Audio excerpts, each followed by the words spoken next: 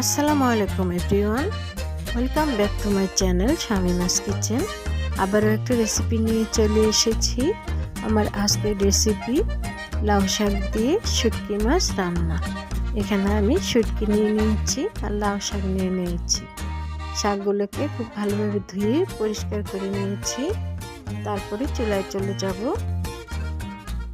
চুলায় একটা হাঁড়ি বসিয়ে দিয়েছি, তার মধ্যে আমি শাকগুলো দিয়ে দিচ্ছি।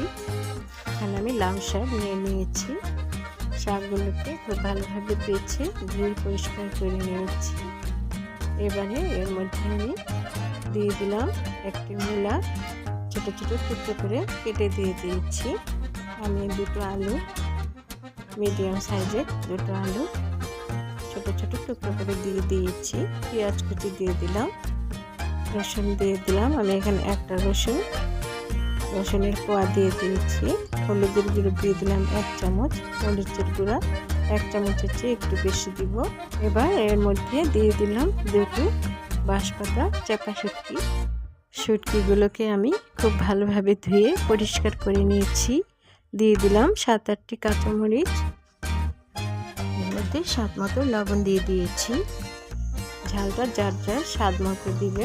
শুটকিটা আমি তেল ছাড়া রান্না করব। এবার ঢেকে রান্না করে নিয়েছি প্রায় 5 থেকে 7 মিনিট। এর থেকে অনেকটাই পানি উঠেছে।